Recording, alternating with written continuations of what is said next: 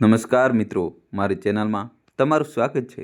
આજે આપણી વાર્તાનું નામ છે સમયનો ન્યાય. બપોરનો કાળજાળ તડકો હતો. રસ્તા પર ગરમીના લીસોટા એવી રીતે ઉઠી રહ્યા હતા જાણે કોઈએ અંગારાની ચાદર બિછાવી દીધી હોય. એ જ રસ્તા પર ધૂળભરી પગદંડીના કિનારે એક 80 વર્ષની વૃદ્ધ સ્ત્રી લથડતા કદમે આગળ વધી રહી હતી. તેની જૂની ફાટેલી ધોતી જગ્યાએથી ઝાંખી થઈ ચૂકી હતી. ખુલ્લા પગમાં ફોલ્લા અને ધૂળ જામી હતી, જાણે ધરતીએ પણ તેના દર્દને પોતાનામાં સમેટી લીધું હોય. ચહેરા પર ઊંડી કરચલીઓની સમયની ક્રૂરતાની જુબાની આપી રહી હતી. કપાળ પર પરસેવાના ટીપા ચમકી રહ્યા હતા, જાણે દરેક ટીપું તેના જીવનના સંઘર્ષની વાર્તા કરી રહ્યું હોય. તે દરેક કદમને ઘસડતી જેમ તેમ આગળ વધી રહી હતી. તેના હોઠ સુકાઈને તરસના થરની જેમ ફાટી ગયા હતા. આંખોમાં ઊંડું દર્દ ઝળકી રહ્યું હતું, પણ તેમાં માતાની એ જ કરુણા હતી જે ભૂખી રહીને પણ પોતાના બાળકને ખવડાવવામાં સુકૂન પામે છે. તે વટુ માર્ગો અને બબડતા કંઈક પૂછી રહી હતી. બેટા, જરા પાણી મળી જાત, ગળું સુકાઈ ગયું છે. તેનો અવાજ નબળો હતો, જાણે હવામાં ઓગળી રહ્યો હોય. લોકો તેને દયાની નજરે જોતા. કેટલાક સિક્કા ફેંકી દીધા, પણ કોઈએ પણ તેના સૂકા હોઠ પર પાણીનું એક ટીપું પણ ન નાખ્યું. ભીડની વચ્ચે તે દયાની ભીખ માંગતી રહી, પણ તેની પોકાર પોલા અવાજમાં ગુમ થઈ ગઈ. ત્યારે જ રસ્તાની વચ્ચોવચ્ચ અચાનક હોબાળો મચી ગયો. જિલ્લાધિકારી એટલે કે ડીએમ સાહેબનો કાફલો ત્યાંથી પસાર થઈ રહ્યો હતો. ચમકતી ગાડીઓ, સાયરનનો તીણો અવાજ અને પોલીસ સુરક્ષા કર્મીઓનો ભભકો. રસ્તા પર નાસભાગ મચી ગઈ. લોકો કિનારે હટવા લાગ્યા, પરંતુ તે વૃદ્ધ સ્ત્રીના લથડતા કદમ અજાણતામાં ગાડીની બિલકુલ સામે આવી ગયા. ડ્રાઈવરે તરત જ બ્રેક લગાવી. ગાડી ચીસ પાડતી ઊભી રહી અને વૃદ્ધ સ્ત્રી ગભરાઈને રસ્તા પર પડી ગઈ. ભીડ જમા થઈ ગઈ. લોકો ઉત્સુકતા અને સહાનુભૂતિના મિશ્રિત ભાવથી તે તરફ જોવા લાગ્યા. ડીએમ સાહેબ, જેમનું નામ શહેરમાં પોતાની કર્તવ્ય નિષ્ઠા અને મુખ્યમંત્રી દ્વારા હાલમાં જ મળેલા સન્માન માટે જાણીતું હતું, જલ્દીથી કારમાંથી ઉતર્યા. તેમણે ઔપચારિક ચિંતા વ્યક્ત કરતા વૃદ્ધ સ્ત્રી પાસે પહોંચીને પૂછ્યું, માતાજી, તમને ઈજા તો નથી થઈ ને? તેમના અવાજમાં એક દેખાવડી ગંભીરતા હતી, જાણે તેઓ આ નાનકડા અકસ્માતને જલ્દી પતાવવા માંગતા હોય. પરંતુ ત્યારે જ જેવી તેમની નજર સ્ત્રીના ચહેરા પર પડી, તેમનો ચહેરો પીળો પડી ગયો. તેમની આંખોમાં ભય અને અવિશ્વાસનો ભાવ ઉભરી આવ્યો, જાણે તેમણે કોઈ ભૂત જોઈ લીધું હોય. તેઓ ધ્રુજતા પાછળ હટ્યા. અરે માં, તમે આ હાલતમાં? તમે તો તેમની વાણી તૂટી રહી હતી, જાણે કોઈ જૂનું દર્દ અચાનક જાગી ગયું હોય. ભીડ સતબત થઈ ગઈ. પાસે ઊભેલી કેટલીક વૃદ્ધ સ્ત્રીઓએ ગણગણાટ કરતા કહ્યું, અરે, આ તો ડીએમ સાહેબની માતા લાગી રહ્યા છે. અવાજ જંગલની આગની જેમ ફેલાઈ ગઈ. લોકો એકબીજાને જોવા લાગ્યા, કેટલાક હેરાન, કેટલાક ગુસ્સામાં. ત્યારે જ એક મીડિયા કર્મી, જે કદાચ આ કાફલાને કવર કરવા આવ્યો હતો, તેને માઇક આગળ વધાર્યું અને કેમેરો ડીએમ સાહેબ તરફ કરી દીધો. તેને મોટેથી સવાલ દાગ્યો, સાહેબ, આ તમારી માતા છે?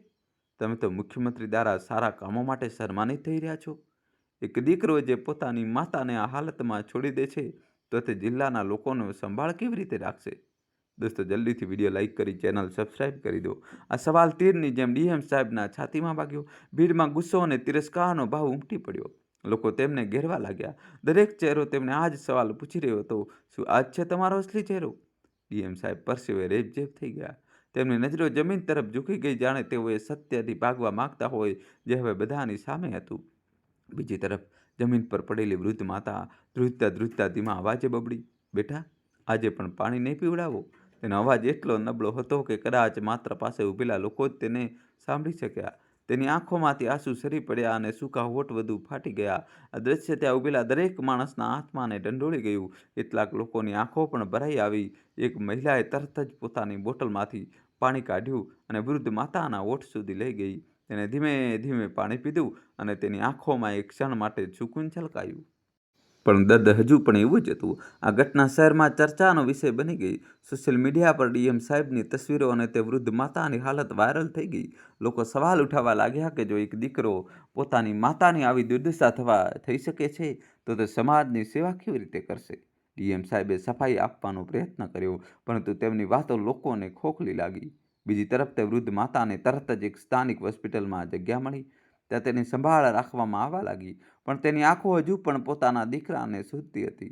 તે દરરોજ એ પળને યાદ કરતી જ્યારે તેણે પોતાના દીકરાને છેલ્લી વાર જોયો હતો.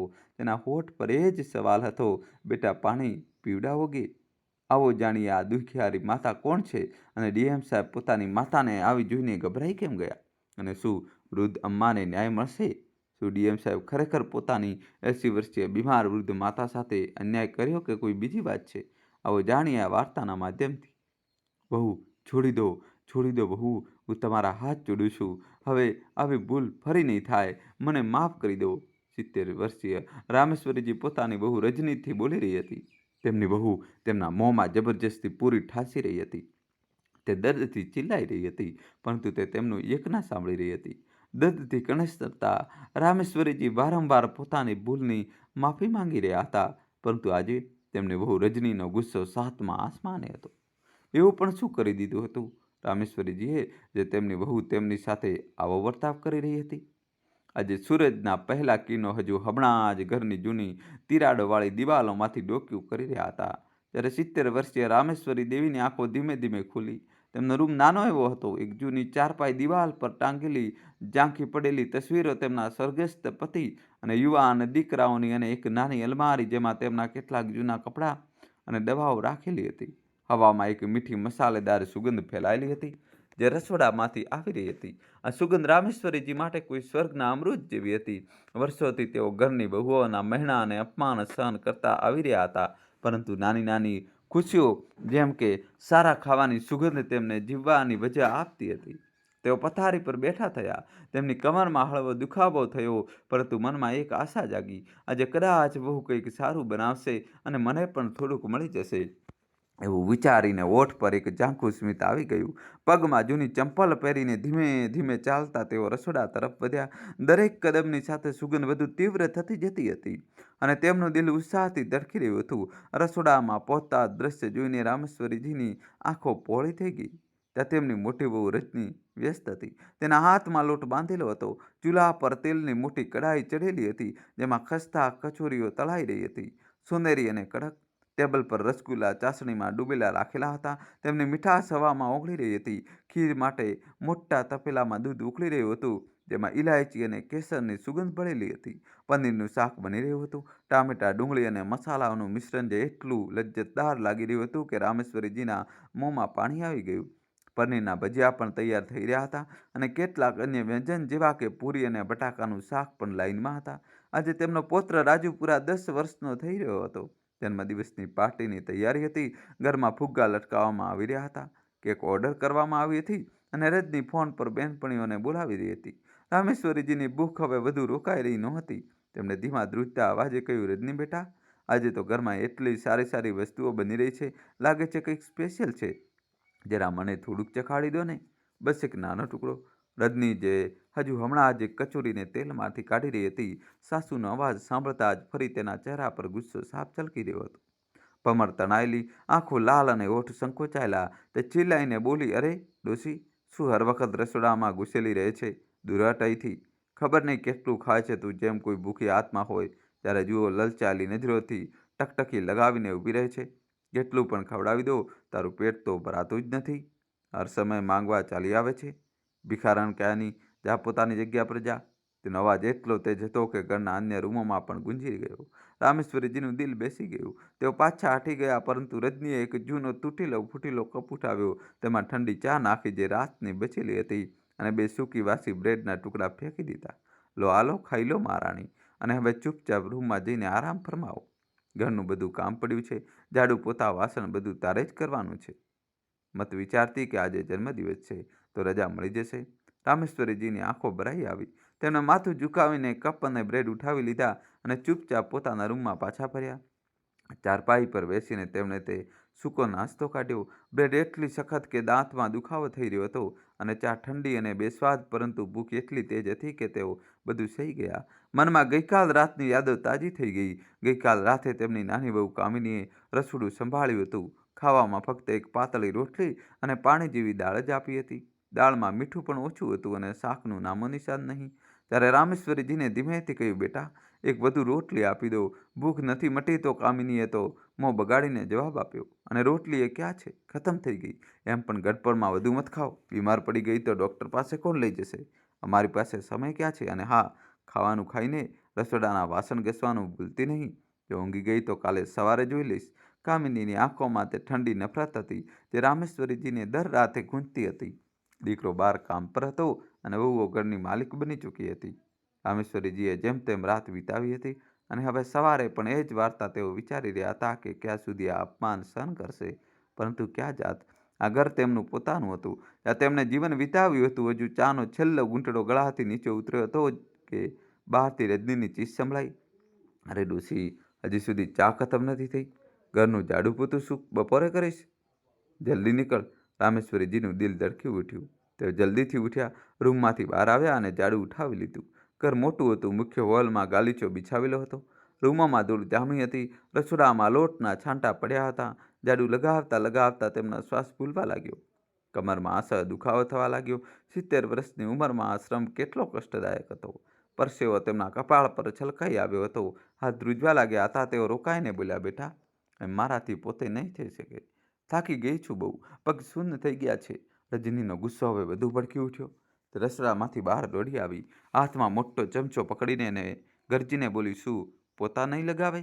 તો બપોરનું ખાવાનું પણ ભૂલી જા. થોડો તેજ હાથ ચલાવ. આળસુ ક્યાંય નહીં. મારી બહેનપણીઓ આવવાની છે. 5-6 બહેનપણીઓ અને ઓફિસથી કેટલાક લોકો પણ. પાર્ટીમાં બધું જ ચમકદાર હોવું જોઈએ. તળિયા પર એક ડાઘ નહીં. અને હા, પોતા લગાવીને સીધી પોતાના રૂમમાં ચાલી જજે. બહાર મત નીકળતી. મારી બહેનપણીઓની સામે મારી ઇજ્જત મત ઉછાળતી. તારો કરચલીઓ વાળો ચહેરો જોઈએ તેઓ શું વિચારશે? ચૂપચાપ પડી રહેજે, જેમ મરેલી હોય. તેની વાતો તીરની જેમ ખૂંચી રહી હતી. રામેશ્વરીજીએ માથું હલાવ્યું અને જેમ તેમ પોતા લગાવવા લાગી.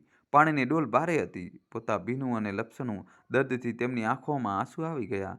પરંતુ તેઓ ચૂપ રહી. ફક્ત મન જ મન પ્રાર્થના કરતી રહી કે આ દિવસ જલ્દી પૂરો થાય. બપોર થઈ. પાર્ટી શરૂ થઈ ગઈ. ઘરમાં હસી મજાકના ગુંજરાવ, સંગીતની ધૂન. બાળકોના કૂદાકૂદ કરી રહ્યા હતા. રાજુ કેક કાપી રહ્યો હતો. મીણબત્તીની રોશનીમાં તેનો ચહેરો ચમકી રહ્યો હતો. બહેનપણીઓ રજનીના વખાણ કરી રહી હતી. વાહ, કેટલા લજ્જતદાર પકવાન બનાવ્યા છે. પરંતુ રામેશ્વરીજી પોતાના રૂમમાં એકલી સૂતેલી હતી. ભૂખથી પેટમાં ચૂક આવી રહી હતી. પરંતુ રૂમની બહારનું દ્રશ્ય જ કંઈક ઓર હતું. હવામાં મીઠાઈઓની માદક સુગંધ તરી રહી હતી. રસગુલ્લા, ખસ્તા, કચોરી, પનીરનું શાક અને ખીરની સુગંધ દરેક ખૂણામાં ફેલાઈ રહી હતી. સંગીતની ધૂન ગુંજી રહી હતી. બાળકો હસતા રમતા કૂદી રહ્યા હતા અને મહેમાનોની મજાક મસ્તીથી ઘર જીવંત બની ગયું હતું. રજની, મોટી વહુ, પોતાની બહેનપણીઓની વચ્ચે રાણીની જેમ મનમોહક અદાથી ફરી રહી હતી. તેમની પ્રશંસા સાંભળીને હસી રહી હતી. વાહ રજની, શું વાનગીઓ બનાવી છે! ખીર તો અદ્ભુત છે, એક બહેનપણી બોલી. રામેશ્વરીજીનો મોટો દીકરો કૌશલ પણ પોતાના ઓફિસના કર્મચારીઓ સાથે બેઠો હતો. ગપસપમાં મગ્ન થઈને જોર જોરથી હસી રહ્યો હતો. પરંતુ આ ઉત્સાહથી ભરેલા માહોલમાં એક ખૂણો એવો હતો જ્યાં સન્નાટો છવાયેલો હતો. રામેશ્વરીજીનો નાનો એવો રૂમ. રામેશ્વરીજી પોતાની જૂની ખાટલા પર ઉદાસ મનથી બેઠા હતા. તેમનું પેટ ભૂખથી વ્યાકુળ થઈ રહ્યું હતું. સવારથી બસ એક કપ ઠંડી સ્વાદ વગરની ચા અને 2 સૂકી વાસી બ્રેડના ટુકડા તેમના ભાગે આવ્યા હતા.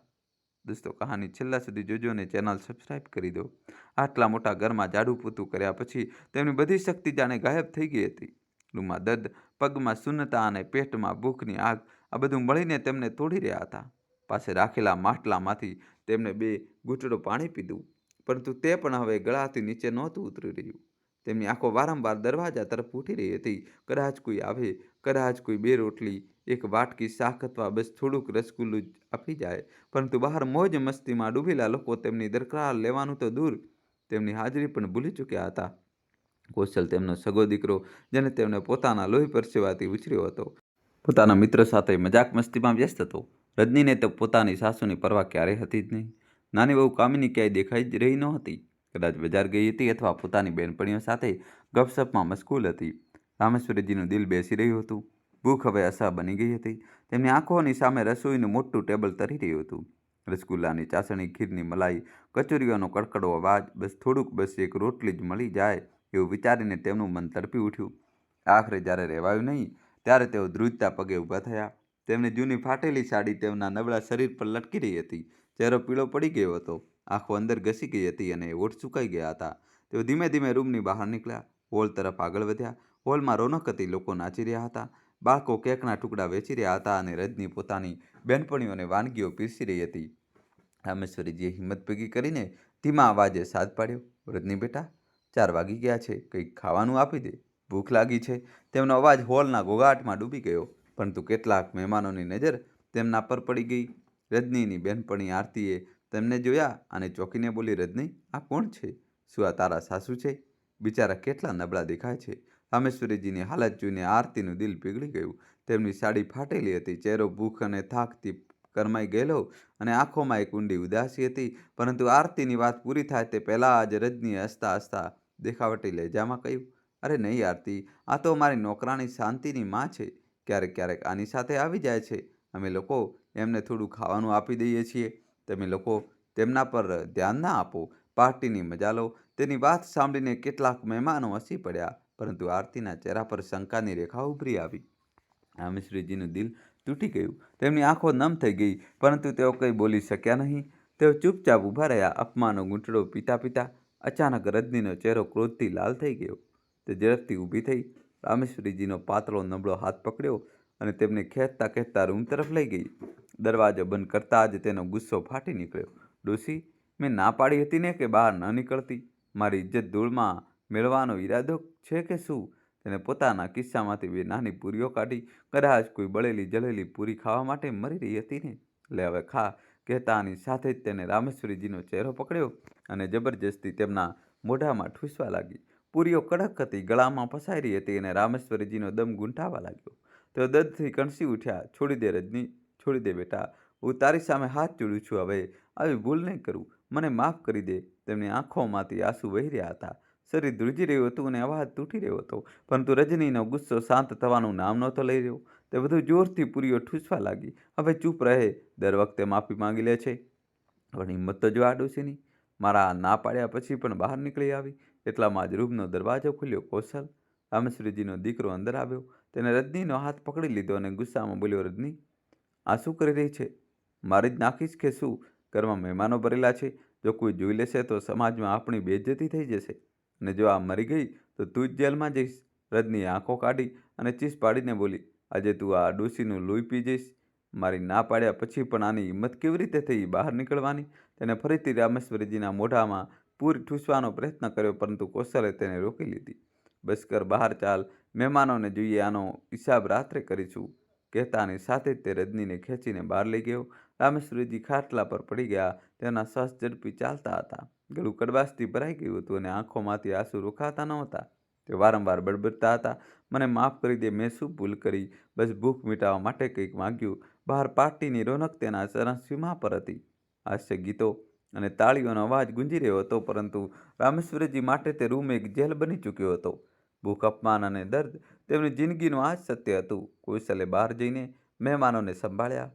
રજનીએ ફરીથી પોતાનું બનાવટી સ્મિત ચહેરા પર ચડાવી લીધું, પરંતુ રામેશ્વરીજીનું દર્દ કોઈ જોઈ રહ્યું નહોતું. શું આ સિલસિલો આમ જ ચાલતો રહેશે? શું ક્યારેક કોઈ તેમના માટે અવાજ ઉઠાવશે? શું આ વૃદ્ધ માતા આમ જ પોતાના ઘરમાં કેદ રહીને તડપતી રહેશે? આ વાર્તા માત્ર એક દિવસની નથી. આ ક્રૂર સચ્ચાઈની વાર્તા છે જે કેટલાય ઘરોમાં ચૂપકેથી પનપી રહી છે. રાતનો સન્નાટો ઘર પર છવાઈ ગયો હતો. બપોરની ચહલપહલ, હાસ્યના ઠહાકા અને જન્મદિવસની પાર્ટીનો ઘોઘાટ હવે થમી ચૂક્યો હતો. મહેમાનો પોતપોતાના ઘરે લોટી ગયા હતા અને ઘરમાં એક અજીબ શાંતિ ફેલાઈ રહી હતી. પરંતુ રામેશ્વરીજીના નાના રૂમમાં તે સન્નાટો વધુ ભારે હતો. માનો તેમના દર્દ અને ભૂખનો બોજ તે રૂમની દિવાલોમાં સમાઈ ગયો હોય. 70 વર્ષીય રામેશ્વરીજી પોતાની જૂની તૂટેલી ખાટલા પર સૂતા હતા, પરંતુ ઊંઘ તેમની આંખોથી કોસો દૂર હતી. તેમના પેટમાં ભૂખથી મરોડ આવી રહી હતી અને બપોરની તે ભયાનક ઘટના તેમના મનમાં વારંવાર ઝબકી રહી હતી. તેમની વહુ રજનીએ જે ક્રૂરતા દાખવી હતી તે તેમના દિલને ચીરી રહી હતી. તેમના મોઢામાં જબરજસ્તી ઠૂસેલી પૂરીઓની કડવાશ હજુ પણ તેમના ગળામાં અટકેલી હતી. તેમનો ચહેરો લાલ થઈ ગયો હતો, ગળું સુકાઈ રહ્યું હતું અને આંખોમાંથી આંસુ થંભારું નામ નહોતા લઈ રહ્યા. પરંતુ ડરનો એક નવો પડછાયો તેમની ઉપર મંડરાઈ રહ્યો હતો. જો તેમના ડુસકાનો અવાજ બહાર જતો રહેશે તો રજનીનો ગુસ્સો ફરીથી ભડકી ઉઠશે. આ વિચારીને તેઓ હોઠ ભીડીને ચૂપ રહ્યા, મનોમન પોતાની બદનસીબીને કોસતા રહ્યા. સવારથી તેમના ભાગમાં માત્ર એક કપ ઠંડી, સ્વાદ વગરની ચા અને 2 સૂકી વાસી બ્રેડ આવી હતી. તેનાથી તેમણે માત્ર પોતાની ભૂખને દબાવવાનો પ્રયત્ન નહોતો કર્યો, પરંતુ આખા ઘરનું જાડું પોતું પણ કર્યું હતું. તેમની કમર દર્દથી ચીસ પાડી રહી હતી, પગ સૂના થઈ ગયા હતા અને પેટમાં ભૂખની આગ હવે અસહ્ય બની ગઈ હતી. બપોરે જ્યારે તેઓ ભૂખથી વ્યાકુળ થઈને હોલમાં ગયા હતા, ત્યારે રજનીએ ન માત્ર તેમને ભૂખની મજાક ઉડાવી હતી, પરંતુ મહેમાનોની સામે તેમને નોકરાણીની માં કહીને અપમાનિત કર્યા હતા. દોસ્તો, કહાની છેલ્લા સુધી જોજો અને વિડીયો લાઇક કરીને ચેનલ સબસ્ક્રાઈબ કરી દો. મિત્રો, હવે કહાનીમાં જબરજસ્ત ટ્વિસ્ટ આવવાનો બાકી છે, તો અંત સુધી મિત્રો અમારી સાથે જોડાયેલા રહેજો. હવે કહાનીમાં એવો ટ્વિસ્ટ આવશે કે તમે જોતા જ રહી જશો મિત્રો. ત્યારબાદ રામેશ્વરીજી પછી તે ભયાનક પળ જ્યારે રજનીએ તેમના મોઢામાં પૂરીઓ ઠૂંસી દીધી હતી અને દર્દ અને અપમાનિત સ્મૃતિએ રામેશ્વરીજીને અંદરથી તોડી નાખ્યા હતા. કૌશલ, તેમનો દીકરો, જેને તેમને પોતાના લોહી પરસેવાથી ઉછેર્યો હતો, તેને પણ માત્ર પોતાની ઇજ્જતની ચિંતા કરી હતી, ન કે પોતાની માતાના દર્દની. જો આ મરી ગઈ તો તું જેલમાં જઈશ, તેની તે વાત તેમના કાનમાં ગુંજી રહી હતી. શું તેમનો દીકરો હવે માત્ર સમાજની નજરોમાં પોતાની ઇજ્જત બચાવવા પૂરતો મર્યાદિત રહી ગયો હતો? રાત ઘેરી બની રહી હતી. ઘરમાં બધા ખાઈ પીને પોતપોતાના રૂમમાં સુવા ચાલ્યા ગયા હતા. રજની અને કૌશલે મહેમાનો માટે બનાવેલી લજીજ વાનગીઓ, રસગુલ્લા, ખીર, કચોરીઓ, પનીરના શાકનો આનંદ માણ્યો હતો. નાની બહુ કામિની પણ ક્યાંકથી પાછી આવી ગઈ હતી અને તેને પણ પોતાની થાળી ભરીને ખાણું ખાધું હતું. પરંતુ રામેશ્વરીજી માટે કંઈ પણ બચ્યું ન હતું. કોઈ તેમના રૂમમાં એક રોટલી, એક વાટકી દાળ કે બસ એક રસગુલ્લું સુધી આપવા ન આવ્યું. તેઓ પોતાના ખાટલા પર સૂતા દરવાજા તરફ ટકટકી લગાવીને જોઈ રહ્યા હતા. તેમની આંખો વારંવાર દરવાજા પર અટકી રહી હતી. કદાચ કોઈ આવે, કદાચ કોઈ થોડું ખાવાનું આપી જાય. પરંતુ કલાકો વીતી ગયા અને દરવાજો ત્યાંનો ત્યાં જ રહ્યો, બંધ અને ખામોશ. રાતના 12 વાગી ચૂક્યા હતા. ઘરમાં હવે માત્ર સન્નાટો હતો અને રામેશ્વરીજીનું પેટ ભૂખથી ચીસો પાડી રહ્યું હતું. તેમની નજર અચાનક જમીન પર પડી. ત્યાં એ જ 2 પૂરીઓ પડી હતી જે બપોરે રજનીએ તેમના મોઢામાં ઠૂંસવાનો પ્રયત્ન કર્યો હતો.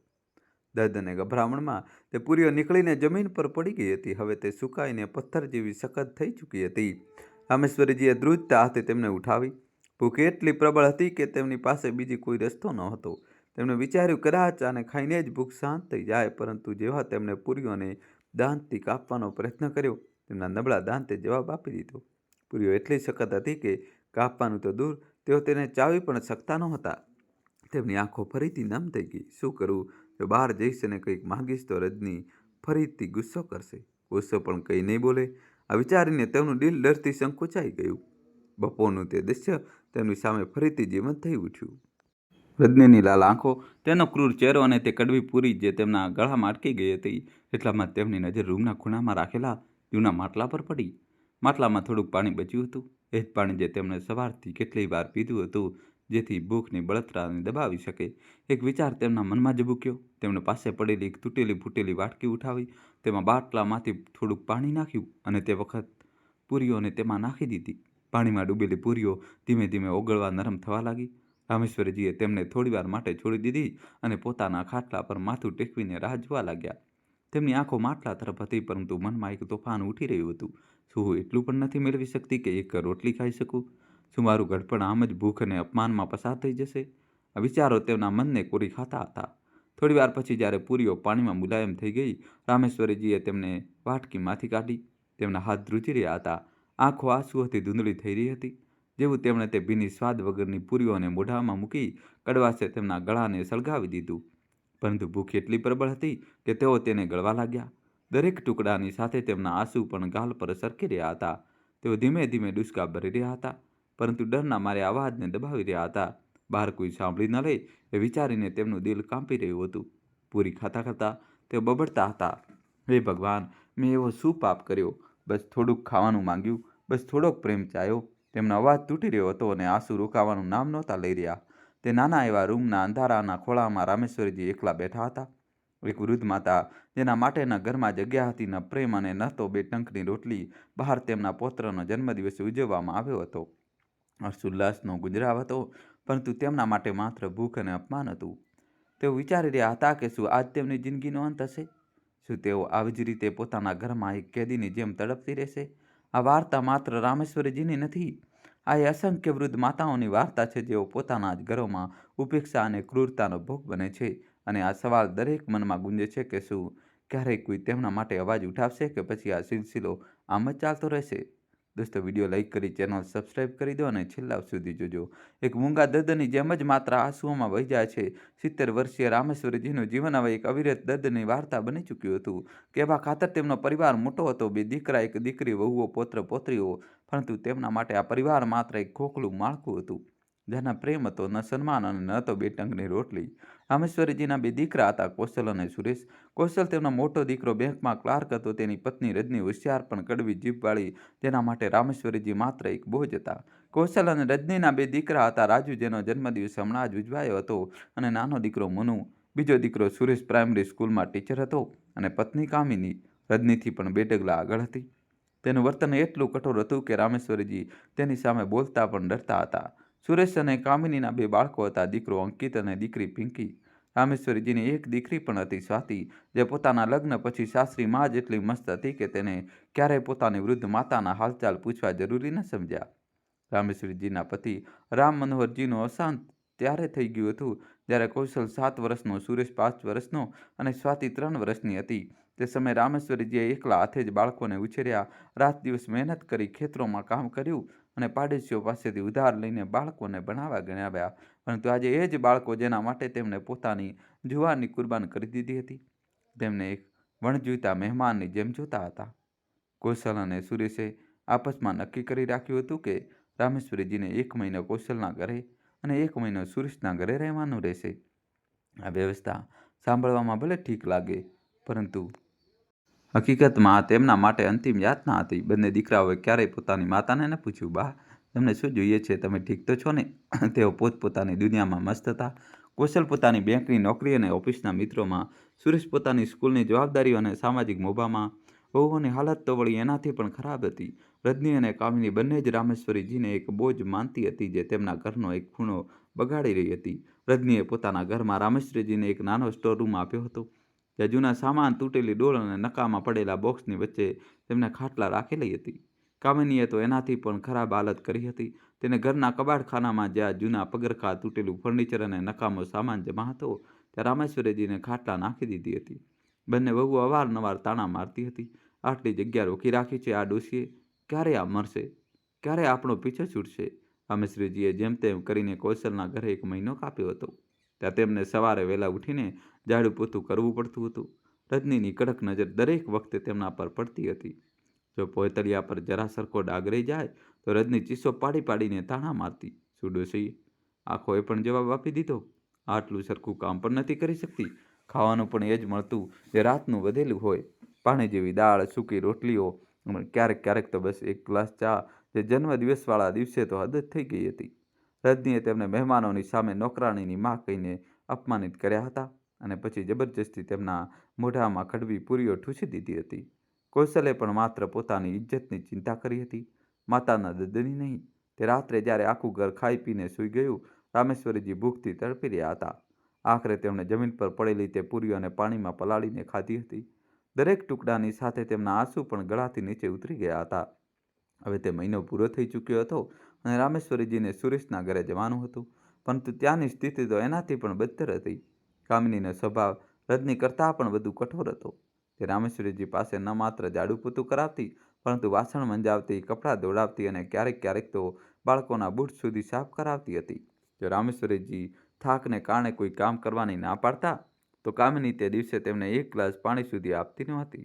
ખાવાનું તો દૂરની વાત હતી, ક્યારેક ક્યારેક તો દિવસભર માત્ર સૂકી રોટલી કે વાસી ભાત મળતા, તે પણ ત્યારે જ્યારે કામિનીનો મૂડ સારો હોય. આટલું કામ પણ નથી કરી શકતા અને ખાવાનું જોઈએ અમને? કામિની તાણા મારતી. સુરેશ જે સ્કૂલમાં બાળકોને નૈતિકતાના પાઠ ભણાવતો હતો, ઘરમાં પોતાની માતા પ્રત્યે પૂરી રીતે ઉદાસીન હતો. તે કામિનીની સામે કંઈ બોલવાની હિંમત નહોતો કરતો અને રામેશ્વરીજીની હાલત પર ક્યારેય ધ્યાન નહોતો આપતો. જ્યારે રામેશ્વરીજી 65 વર્ષના હતા, ત્યારે તેઓ જેમ તેમ કરીને બધા કામ કરી લેતા હતા, પરંતુ હવે 70 વર્ષની ઉંમરે તેમની શક્તિ જવાબ આપી રહી હતી. કમરનો દુખાવો, ઘૂંટણમાં અકડામણ અને શ્વાસની તકલીફે તેમને નબળા કરી દીધા હતા. ભૂખ અને થાકને કારણે તેઓ હવે બીમાર પણ રહેવા લાગ્યા હતા. ક્યારેક તાવ, ક્યારેક આખા શરીરમાં દુખાવો, પરંતુ ન તો દીકરાઓએ તેમને દવાનો પ્રબંધ કર્યો, ના વહુઓએ તેમની પરવા કરી. એકવાર જ્યારે રામેશ્વરીજીએ કામિનીને કહ્યું, બેટા, મને તાવ આવે છે, આજે કામ નહીં કરી શકું, તો કામિનીએ મોઢું બગાડીને જવાબ આપ્યો, તાવ આ બધું બહાનું છે. જો કામ નથી કરી શકતી તો ખાવાનું પણ ન માગતી. તે દિવસે રામેશ્વરીજીએ માત્ર પાણી પીધું અને રાતભર તાવમાં તડપતા રહ્યા. રામેશ્વરીજીનો રૂમ કે એમ કહીને કે તે સાંકડો ખૂણો તેમના માટે એક જેલ બની ચૂક્યો હતો. દિવસભર કામ, રાતભર ભૂખ અને દરેક પળે અપમાન. તેમની દીકરી સ્વાતિ, જે પોતાની સાસરીમાં સુખી જીવન જીવી રહી હતી, ક્યારેક ફોન સુધી કરતી નહોતી. બા, તમે ઠીક છો? આ સવાલ તેમના માટે હવે એક સપનું બની ચૂક્યો હતો. પૌત્ર પૌત્રીઓ રાજુ, મોનુ, અંકિત અને પિંકી તેમની સાથે ક્યારેક ક્યારેક હસીને વાત કરી લેતા હતા, પરંતુ તેમની માસુમિયત પણ વહુઓના ડર સામે દબાઈ જતી હતી. રામેશ્વરીજી અવારનવાર વિચારતા, મેં આ બાળકો માટે બધું જ કર્યું, રાત દિવસ મહેનત કરી, ભૂખ્યા પેટે સૂતી, જેથી આ લોકો ભણી ગણી શકે, પરંતુ આજે મારા માટે કોઈ નથી. તેમની આંખો નમ થઈ જતી હતી, પરંતુ તેઓ ચૂપ રહેતા હતા. ડર હતો કે જો ડુસકા બહાર સંભળાશે તો ફરી કોઈ નવો તમાશો શરૂ થઈ જશે. સુરેશના ઘરે પહોંચ્યા પછી તેમની હાલત વધુ બગડી ગઈ. કામિનીની ક્રૂરતાએ તેમની હિંમત તોડી નાખી હતી. એક દિવસ જ્યારે તેઓ કપડાં ધોઈ રહ્યા હતા, તેમનો શ્વાસ એટલો ફૂલી ગયો કે તેઓ જમીન પર પડી ગયા. કામિનીએ તેમને જોયા અને તાળા માર્યા. હવે નાટક શરૂ. કામ નથી કરવું તો સાફે સાફ બોલી દે ને. રામેશ્વરીજીએ ધ્રુજતા અવાજે કહ્યું, બેટા, હું સાચે જ બીમાર છું. પરંતુ કામિનીએ હસતા હસતા કહ્યું, બીમાર? તો પછી ડૉક્ટર પાસે જાઓ. અમારી પાસે તમને પાળવાનો ટાઈમ નથી. તે દિવસે તેમને ખાવાનું ન મળ્યું. રાત્રે જ્યારે આખું ઘર સૂઈ ગયું, રામેશ્વરીજીએ કબાડખાનાના ખૂણામાં પડેલી એક સૂકી રોટલી ઉઠાવી અને તેને પાણી સાથે ગળી ગયા. આંસુ તેમના ગાલ પર સરકી રહ્યા હતા, પરંતુ તેમની પાસે રોવા સિવાય બીજો કોઈ રસ્તો નહોતો. એક દિવસની વાત છે. તે દિવસે ગરમી તેની ચરમસીમા પર હતી. આકાશમાંથી સૂરજ આગ વરસાવી રહ્યો હતો અને હવામાં એક ભેજવાળી ગરમી ઉમસ હતી જે દરેક શ્વાસને ભારે બનાવી રહી હતી. રામેશ્વરીજી 70 વર્ષની નબળી થાકેલી વૃદ્ધ માતા પોતાના નાના દીકરા સુરેશના ઘરે હતા. સવારથી જ તેમની તબિયત સારી નહોતી. માથામાં ભારેપણું, શરીરમાં નબળાઈ અને ભૂખથી બળતરાએ તેમને તોડીને મૂકી દીધા હતા. દોસ્તો, કહાની છેલ્લા સુધી જોજો અને ચેનલ સબસ્ક્રાઈબ કરી દો. છતાં પણ તેમણે જેમ તેમ કરીને ઘરનું ઝાડુ પોતું કર્યું. ફર્શ પર ઝાડુ લગાવતી વખતે તેમના હાથ ધ્રુજી રહ્યા હતા અને ભીના કપડાથી પોતું કરતી વખતે તેમને ચક્કર આવી રહ્યા હતા. પરસેવો તેમના કપાળ પરથી ટપકી રહ્યો હતો અને શ્વાસ ફૂલી રહ્યા હતા, પરંતુ તેઓ ચૂપ રહ્યા. મનોમન વિચારી રહ્યા હતા કે જો મેં કંઈક કહ્યું તો કોણ સાંભળશે? કોણ મને ડૉક્ટર પાસે લઈ જશે? રજની હોય કે કામિની, બંનેને મારી તકલીફ સાથે કોઈ લેવા દેવા જ નથી. આ વિચારીને તેમની આંખો નમ થઈ ગઈ, પરંતુ તેમણે આંસુઓને પી લીધા. ડર હતો કે જો તેમની નબળાઈની ખબર પડશે તો બહુના તાણા વધુ તેજ થઈ જશે. ઝાડુ પોતું પૂરું થયા પછી રામેશ્વરીજીએ રસોડામાં જઈને ઢગલાબંધ ગંદા વાસણો ધોયા. ચૂલા પર જામેલી ચિકાસ, તવા પર ચોટેલી રોટલીઓ અને વાટકીઓમાં સૂકેલી દાળ, બધું સાફ કરવામાં તેમની બચેલી ખૂચેલી શક્તિ પણ ખતમ થઈ ગઈ. પરંતુ જેવી તેઓ રસોડામાંથી બહાર નીકળી, તેમની નાની વહુ કામિનીએ તેમની સામે કપડાનો એક મોટો ઢગલો પછાડ્યો. રંગબેરંગી કપડાં, બાળકોના સ્કૂલ યુનિફોર્મ, સુરેશના શર્ટ અને કામિનીની સાડીઓ, બધું તેમની સામે પહાડની જેમ ઊભું હતું. રામેશ્વરીજીનું દિલ બેસી ગયું. તેમણે ધ્રુજતા અવાજે કહ્યું, બેટા, આજે મારી તબિયત સારી નથી. માથામાં ચક્કર આવી રહ્યા છે. આ કપડાં આજે નહીં ધોવાય. તેમનું આટલું બોલવું જ હતું કે કામિનીનો ચહેરો ગુસ્સાથી લાલ થઈ ગયો. તેની આંખો આગ ઓકી રહી હતી અને તે ચીસ પાડતા બોલી, શું તબિયત ખરાબ? અરે ડોશી, ખાવા માટે તો 4 રોટલીઓ જોઈએ, સવારે ચા નાસ્તો જોઈએ, પરંતુ જરાક કામ કરવાનું કહો તો નાની મરવા લાગે છે. કાન ખોલીને સાંભળી લે. જો આ કપડાં આજે ન ધોયા તો બપોર અને રાત બંને ટાઈમનું ખાવાનું ભૂલી જજે. રોજ રોજ નવા બહાના શોધી લાવે છે. કામચોર ક્યાંય નહીં. તેનો અવાજ એટલો તીણો હતો કે પાડોશ સુધી પહોંચી ગયો. કામિની પગ પછાડતી પોતાના રૂમમાં ચાલી ગઈ અને પોતાની સહેલી શીલાને ફોન લગાવીને બડબડવા લાગી. રામેશ્વરીજી ત્યાં જ ઊભા હતા. તેમના પગ ધ્રુજી રહ્યા હતા અને આંખોમાં આંસુ છલકાઈ આવ્યા, પરંતુ ડરના માર્યા તેઓ ચૂપ રહ્યા. જો રોઈ પડશે તો કામિનીનો ગુસ્સો વધુ ભડકી જશે. આ વિચારીને તેમણે પોતાના દર્દને મનમાં દબાવી દીધું. રામેશ્વરીજીએ જેમ તેમ કરીને કપડાં ધોવાનું શરૂ કર્યું. ગરમીનો તાપ, નબળાઈ અને ચક્કર હોવા છતાં તેઓ ટબમાં સાબુ નાખીને કપડાં ઘસવા લાગ્યા. દરેક કપડાની સાથે તેમના શ્વાસ વધુ ભારે થઈ રહ્યા હતા. પાણીના છાંટથી તેમની ફાટેલી સાડી પલળી ગઈ અને પરસેવો તેમના ચહેરા પરથી ટપકી રહ્યો હતો. કપડાં ધોયા પછી તેમને સૂકવવા માટે છત પર લઈ જવાના હતા. તેઓ ભારે ડોલને ખેંચીને સીડીઓ ચઢવા લાગ્યા. દરેક ડગલે તેમનું શરીર ડગમગી રહ્યું હતું. છત પર પહોંચીને જેવા તેમણે કપડાં દોરડી પર લટકાવવાના શરૂ કર્યા, અચાનક તેમની આંખો સામે અંધારું છવાઈ ગયું. ચક્કર એટલા જોરથી આવ્યા કે તેમનો પગ લપસી ગયો અને તેઓ ધડામ દઈને જમીન પર પડી ગયા. પડવાનો અવાજ એટલો જોરદાર હતો કે નીચે સુધી ગુંજી ગયો. તેમના માથામાંથી લોહી નીકળવા લાગ્યું અને શરીર બેહોશીની અણી પર હતું. નીચે કામિની પોતાના રૂમમાં શીલા સાથે ફોન પર વાત કરી રહી હતી. તે બડબડતી હતી, આ ડોશીએ તો અમારું જીવવું હરામ કરી દીધું છે. રોજ રોજ નવા તમાશા કરે છે. ન જાણે આજે શું તોડી નાખ્યું. મળતી પણ નથી જલ્દી. અમારો પીછો ક્યારે છૂટશે? સામેથી શીલાએ હસતા હસતા જવાબ આપ્યો, અરે આટલી પરેશાન કેમ થાય છે? શાંત થઈ જા. પછી તેને મજાકમાં કહ્યું, જો આટલી તકલીફ હોય તો છોડી આવ એમને કોઈ વૃદ્ધાશ્રમમાં. કામિની ખડખડાટ હસી પડી. મારું ચાલતું હોય તો હું ક્યારની છોડી આવી હોત, પણ વિચારું છું જો આ ચાલી ગઈ તો ઘરનું બધું કામ મારે કરવું પડશે. આજકાલ કામવાળી પણ તો 5-6 હજાર લઈ લે છે. આ ડોશી તો ફ્રીમાં કામ કરે છે. શીલાએ હસતા હસતા પૂછ્યું, જ્યારે આ તારી જેઠાણી રજની પાસે જાય છે ત્યારે તું શું કરે છે? કામિનીએ જવાબ આપ્યો, ત્યારે હું 2 નોકરાણીઓ રાખી લઉં છું અને જ્યારે આ માજી આવે છે તો તેમની રજા કરી દઉં છું. ઓછામાં ઓછા 6 મહિનાનો ખર્ચ તો બચે છે. બંને સહેલીઓ જોર જોરથી હસવા લાગી. માનો રામેશ્વરીજીની તકલીફ કોઈ મજાક. એટલામાં જ કામિનીના બાળકો અંકિત અને પિંકી સ્કૂલેથી પાછા ફર્યા. તેઓ હાથ પગ ધોવા માટે બાથરૂમ તરફ ગયા, પરંતુ ત્યાંનું દ્રશ્ય જોઈને તેમના ચહેરા પર ડરની લકીરો ઉભરી આવી હતી. રામેશ્વરીજી જમીન પર પડ્યા હતા. તેમના માથામાંથી લોહી નીકળી રહ્યું હતું અને તેઓ હલતા પણ નહોતા. બાળકો ચીસો પાડતા મા પાસે દોડ્યા. મમ્મી, મમ્મી, દાદી બાથરૂમમાં પડી ગયા છે.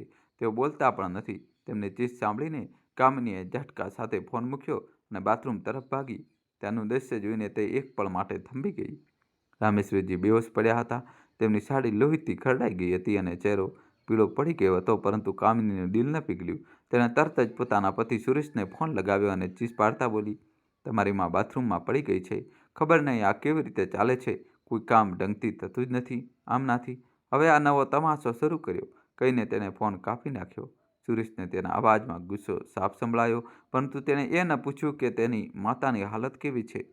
રામેશ્વરીજીના શ્વાસ ધીમે ધીમે ચાલી રહ્યા હતા. બાળકો ડરના માર્યા પાસે ઊભા હતા, પરંતુ કામિનીએ તેમને ઝાટકીને રૂમમાં મોકલી દીધા. જાઓ, હાથ મોઢું ધોઈને ખાણું ખાઈ લો. આ ડોશીનું ડ્રામા રોજનું છે, તેને બાળકોને વળતા વળતા કહ્યું. પછી તે બડબડતી રસોડામાં ચાલી ગઈ, માનો કંઈ થયું જ ન હોય. રામેશ્વરીજી એકલા પડ્યા હતા. દર્દ અને બેહોશીની સજા ભોગવતા ભોગવતા તેમના મનમાં બસ એક જ સવાલ ગુંજી રહ્યો હતો, શું આ તેમની જિંદગીનો અંત છે? શું તેમના પોતાના, જેના માટે તેમણે બધું જ કુરબાન કર્યું, ક્યારે તેમની તકલીફને સમજશે? સુરેશ જે તે સમયે સ્કૂલમાં હતો, જલ્દીથી ઘરે પાછો ફર્યો. તેને પોતાની માતાની હાલત જોઈ. રામેશ્વરીજી બેહોશીની અણી પર હતા. તેમનો ચહેરો પીળો પડી ગયો હતો અને સાડી લોહીથી ખરડાયેલી હતી. તેનું દિલ એક પળ માટે ધ્રુજ્યું, પરંતુ તે પોતાની પત્નીના ગુસ્સા સામે ચૂપ રહ્યો. તેણે રામેશ્વરીજીને જેમ તેમ કરીને ઉઠાવ્યા અને પાસેની હોસ્પિટલમાં લઈ ગયો. હોસ્પિટલમાં ડૉક્ટરે તેમનું ચેકઅપ કર્યું. ડૉક્ટરનો ચહેરો ગંભીર થઈ ગયો. આમની હાલત બહુ નાજુક છે. તેમણે સુરેશને કહ્યું, પગનું હાડકું તૂટી ગયું છે, માથા પર ઊંડી ઈજા છે અને શારીરિક રીતે આ ખૂબ જ નબળા છે. તેમની ઉંમર પણ ઘણી છે, 70 વર્ષ. તેમને સાજા થવામાં લાંબો સમય લાગશે. તેમને પૂરી દેખરેખ, સારા ખોરાક અને નિયમિત દવાઓની જરૂર છે. ડૉક્ટરે રામેશ્વરીજીના પગ પર પ્લાસ્ટર ચઢાવ્યું, કેટલીક દવાઓ લખી અને માથાની ઈજા માટે 1 વર્ષની લાંબી સારવાર બતાવી. દોસ્તો, કહાની છેલ્લા સુધી જોજો. સુરેશે માથું હલાવ્યું, પરંતુ તેના ચહેરા પર ચિંતા ઓછી અને પરેશાની વધારે હતી. સુરેશે પોતાની માતાને ઘરે લઈ આવ્યો. રામેશ્વરીજીને ખાટલા પર સુવડાવવામાં આવ્યા હતા, પરંતુ તેમનું દર્દ ઓછું થવાનું નામ જ નહોતું લઈ રહ્યું. પ્લાસ્ટરવાળો પગ ભારે હતો. માથામાં ઈજાના કારણે ચક્કર આવી રહ્યા હતા અને ભૂખે તેમના શરીરને વધુ નબળું પાડી દીધું હતું. પરંતુ જેવા જ તેઓ ઘરમાં દાખલ થયા, કામિનીનો ગુસ્સો 7મા આસમાને ચડી ગયો. તે સમયે તો તે ચૂપ રહી, કારણ કે પડોશીઓની નજર હતી, પરંતુ જેવી જ તક મળી તેને સુરેશને રૂમમાં ખેંચીને પોતાની ભડાશ કાઢી. હું આ ડોશીની સેવા નહીં કરી શકું, તે ચીસ પાડતા બોલી. ભાઈનો ફોન કરો અને બોલો કે તેઓ માને પોતાના ઘરે લઈ જાય. હું દિવસ રાત આની દેખરેખ નહીં કરું. તેના અવાજમાં એટલું ઝેર હતું કે સુરેશ પણ ડરી ગયો. સુરેશે પોતાના મોટા ભાઈ કૌશલને ફોન લગાવ્યો. તેને બધી વાત જણાવી, માનું પડવું, પગનું તૂટેલું હાડકું, માથાની ઈજા અને ડૉક્ટરની સલાહ. પરંતુ તે પોતાની વાત પૂરી પણ નહોતો કરી શકતો કે રજનીએ ફોન જૂઠવી લીધો.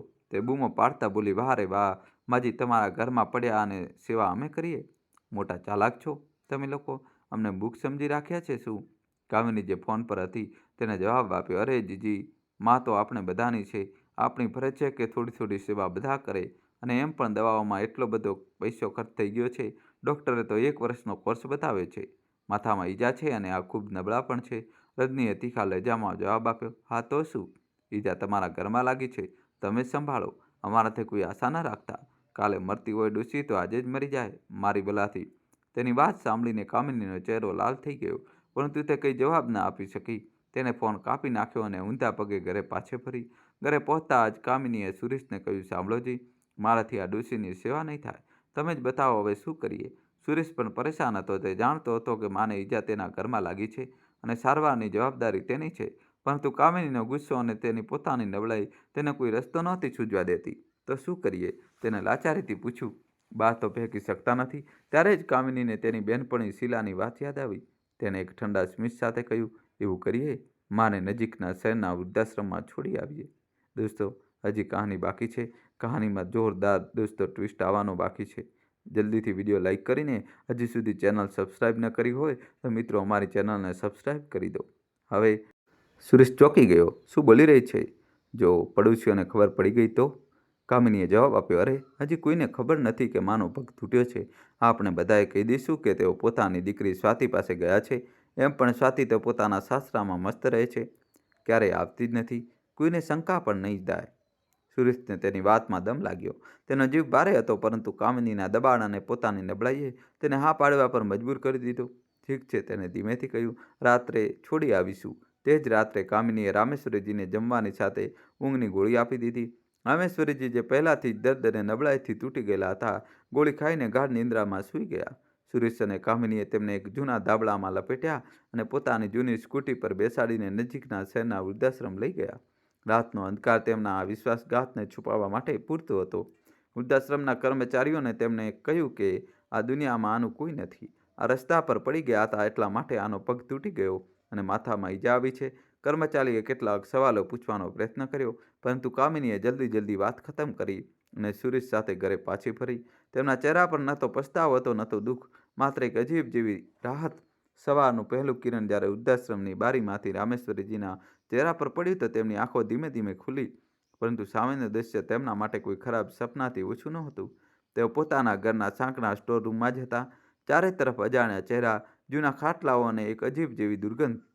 તેમના પગમાં પ્લાસ્ટર હતું. માથામાં દર્દની લહેરો ઉઠી રહી હતી અને શરીર એટલું નબળું હતું કે તેઓ હલી પણ શકતા નહોતા. આ ક્યાં છું હું?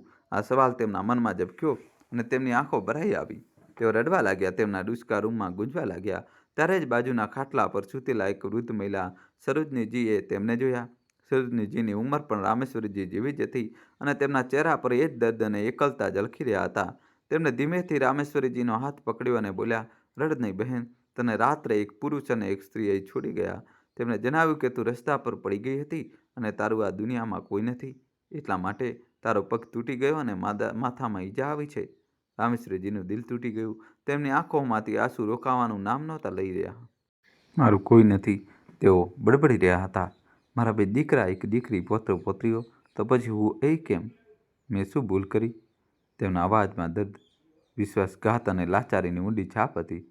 રામેશ્વરીજીનું જીવન હવે એક અજાણ્યા વૃદ્ધાશ્રમમાં સીમિત થઈ ગયું હતું. જે બાળકો માટે તેમણે પોતાની જુવાની કુરબાન કરી, તેમના માટે રાત દિવસ ભૂખ્યા તરસ્યા મહેનત કરી, તે જ બાળકો તેમને એક બોજ સમજીને છોડી ગયા. સુરેશ અને કામિનીએ પડોશીઓને જણાવી દીધું કે મા પોતાની દીકરી સ્વાતિ પાસે ગયા છે. સ્વાતિ, જે પોતાના સાસરામાં મસ્ત હતી, તેને કદાચ ક્યારેય ખબર પણ નહીં પડે કે તેની મા હવે એક વૃદ્ધાશ્રમમાં તડપી રહી છે. રામેશ્વરીજીના ડૂસકા, તેમની ભૂખ અને તેમનું દર્દ હવે માત્ર એ દિવાલોની વચ્ચે જ ગૂંજતું હતું. વૃદ્ધાશ્રમનો એ સાંકડો ખાટલો, અજાણ્યા લોકો અને સન્નાટો જે તેમના દિલને ચીરી રહ્યો હતો. તેઓ રડી રડીને થાકી ગયા, પરંતુ આંસુએ તેમનો સાથ ન છોડ્યો. સરોજનીજીએ તેમને સંભાળ્યા. તેમનો કોમળ અવાજ અને સાંત્વના ભર્યા શબ્દો રામેશ્વરીજી માટે એકમાત્ર સહારો બન્યા. તું એકલી નથી, સરોજનીએ કહ્યું. અહીં આપણે બધાની વાર્તા એક સરખી જ છે. કોઈને કોઈ આપણને છોડીને ગયું છે, પરંતુ હવે આ જ આપણું ઘર છે. સરોજનીજીએ વૃદ્ધાશ્રમના કર્મચારીઓ સાથે વાત કરી અને રામેશ્વરીજીની સારવારની વ્યવસ્થા કરાવી. તેમના પગનું પ્લાસ્ટર સમયની સાથે સાજું થવા લાગ્યું અને માથાની ઈજા પણ ધીમે ધીમે રૂઝાવા લાગી. 1 મહિનામાં તેમનો પગ સાજો થઈ ગયો, પરંતુ તેમના મનનું દર્દ ત્યાંનું ત્યાં જ હતું. તેઓ ગુમસુમ અને ઉદાસ રહેતા હતા. વૃદ્ધાશ્રમના લોકો તેમની સાથે વાત કરવાનો પ્રયત્ન કરતા, પરંતુ રામેશ્વરીજીનું મન ત્યાં લાગતું નહોતું. તેઓ ચૂપ રહેતા, બસ પોતાના ખાટલા પર બેસીને બારીમાંથી બહાર જોયા કરતા. તેમની આંખો વારંવાર એ રસ્તા પર ટકી જતી જ્યાંથી તેમને લાવવામાં આવ્યા હતા. કદાચ કોઈ આવશે, કદાચ કૌશલ કે સુરેશ મને લેવા આવશે. આ આશા તેમના મનમાં વારંવાર જાગતી, પરંતુ દર વખતે તૂટીને વિખરાઈ જતા. વૃદ્ધાશ્રમમાં 2 મહિના વીતી ગયા. રામેશ્વરીજીએ ધીમે ધીમે ત્યાંની દિનચર્યામાં ઢળવાનો પ્રયત્ન કર્યો. પહેલાં સવારે ઉઠીને નાસ્તો, પછી દવાઓ અને દિવસભર અન્ય વૃદ્ધો સાથે નાની મોટી વાતચીત, પરંતુ તેમનું મન ત્યાં લાગતું નહોતું. તો એક મા હતા અને એક માનું દિલ પોતાના બાળકોની બેરુખીને કેવી રીતે સ્વીકારી શકે? દર રાત્રે જ્યારે વૃદ્ધાશ્રમની રોશની ઝાંખી પડતી હતી અને ચારે તરફ સન્નાટો છવાઈ જતો હતો, રામેશ્વરીજી પોતાના ખાટલા પર સૂઈને જૂની યાદોમાં ખોવાઈ જતા હતા. તેઓ યાદ કરતા હતા કૌશલનું બાળપણ, જ્યારે તે તેમના ખોળામાં રમતો હતો, સુરેશની શરારતો, જ્યારે તે રાત્રે ભૂખ્યો થવા પર તેમની સાડી પકડીને રોટલી માંગતો હતો, અને સ્વાતિ તેમની લાડલી જે તેમની આંગળી પકડીને સ્કૂલે જતી હતી. પરંતુ હવે એ જ બાળકો તેમને એક અણગમતા મહેમાન માનતા હતા. રજની અને કામિનીના મેણાટોણા, ભૂખની રાતો અને વિશ્વાસઘાત બધું જ તેમના મનમાં એક જખમ બનીને રહી ગયું હતું. વૃદ્ધાશ્રમમાં રહેતા તેમને ખાવાનું તો મળતું હતું, સાદી દાળ રોટલી અને ક્યારેક ક્યારેક શાક, પરંતુ એ ખાણું તેમના ગળેથી નીચે નહોતું ઉતરતું. દરેક કોળિયાની સાથે તેમના આંસુ પણ ઉતરતા હતા. સરોજનીજીએ ઘણીવાર તેમને સમજાવ્યા, હવે આ જ આપનું સત્ય છે, પોતાના બાળકોની આશા છોડી દો. પરંતુ રામેશ્વરીજીનું મન માનવા તૈયાર નહોતું. તેઓ વિચારતા હતા, કદાચ કોઈ ગેરસમજ થઈ હશે. મારા બાળકો મને છોડીને કેવી રીતે જઈ શકે? કદાચ તેઓ મને શોધી રહ્યા હશે. 2 મહિના વીતી ચૂક્યા હતા, પરંતુ રામેશ્વરીજીનું મન વૃદ્ધાશ્રમમાં ન ચોંટ્યું. દરેક દિવસ તેમના માટે એક નવી યાતના હતો. તેઓ પોતાના ઘરને, પોતાના બાળકોને અને પોતાની જૂની જિંદગીને યાદ કરતા હતા. એક સવારે જ્યારે સૂરજ હજી પૂરી રીતે ઉગ્યો પણ નહોતો અને વૃદ્ધાશ્રમમાં સન્નાટો પથરાયેલો હતો, રામેશ્વરીજીએ એક સાહસિક નિર્ણય લીધો. તેમનું મન ચીસ પાડી રહ્યું હતું. તેઓ હવે વધુ સહન કરી શકે તેમ નહોતા. તેઓ પોતાના બાળકો પાસેથી જવાબ માંગતા હતા. આખરે કેમ? મેં શું ભૂલ કરી? આ સવાલ તેમના મનને કોતરી રહ્યો હતો. તેમણે પોતાની ફાટેલી સાડી સરખી કરી, પ્લાસ્ટર હટ્યા અને પછી નબળા પડેલા પગને સહારો આપ્યો અને ચૂપકેથી વૃદ્ધાશ્રમના મુખ્ય દરવાજા તરફ વધ્યા. કર્મચારીઓ હજી સવારની ચા પી રહ્યા હતા અને કોઈ તેમના તરફ ધ્યાન નહોતું આપી રહ્યું. રામેશ્વરીજીએ એકવાર પાછળ ફરીને જોયું. તે રૂમ જ્યાં તેમણે 2 મહિના વિતાવ્યા હતા હવે તેમના માટે એક જેલથી ઓછો નહોતો. તેમણે ઊંડો શ્વાસ લીધો અને ધીમે ધીમે કામતા કદમોથી બહાર નીકળી ગયા. રસ્તા પર સવારની ઠંડી હવા તેમના ચહેરાને અડી રહી હતી, પરંતુ તેમના મનમાં એક અજીબ જેવી બેચેની હતી. હું ક્યાં જઈશ? મારા બાળકો મને સ્વીકારશે કે નહીં? આ સવાલ તેમના મનમાં વારંવાર ઉઠી રહ્યા હતા, પરંતુ હવે પાછા વળવાનો રસ્તો નહોતો. રામેશ્વરીજી રસ્તા પર ચાલી રહ્યા હતા. તેમના પગ નબળા હતા અને માથામાં હળવો દુખાવો હજી પણ બાકી હતો. તેમની પાસે ન તો પૈસા હતા, ન તો કોઈ સાધન, પરંતુ તેમના મનમાં એક જીદ હતી. તેઓ પોતાના બાળકો પાસેથી જવાબ માંગતા હતા. શું તેઓ ખરેખર એટલા બેરહમ હોઈ શકે?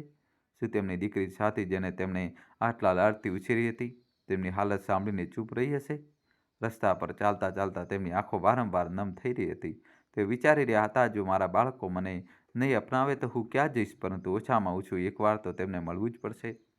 ઉનાળાની તપતી બપોરે હવે ધીમે ધીમે સાંજની ઠંડી હવામાં બદલાઈ રહી હતી, પરંતુ રામેશ્વરીજીના દિલમાં એ બળતરા હજી પણ બરકરાર હતી. વૃદ્ધાશ્રમમાંથી ભાગ્યા પછી તેમને નબળા પગ રસ્તા પર એક એક કદમ આગળ વધારી રહ્યા હતા, પરંતુ તેમનું મન ક્યાંક બીજે હતું. પોતાના દીકરા કૌશલ અને સુરેશની યાદોમાં, વહુ રજની અને કામિનીની ક્રૂરતામાં અને વિશ્વાસઘાતમાં જે તેમને આ અજાણ્યા માર્ગ પર લઈ આવ્યો હતો. શું મેં એટલું ખરાબ કર્યું કે મારા પોતાના મને રસ્તા પર છોડી દે? આ સવાલો તેમના મનને વારંવાર કચોટી રહ્યો હતો. તેઓ ચાલી રહ્યા હતા, પરંતુ કોઈ મંજિલ વગર. રસ્તો અજાણ્યો હતો. શહેરના ભીડભાડવાળા રસ્તાઓ તેમના માટે એક ભૂલભુલામણી જેવા લાગી રહ્યા હતા.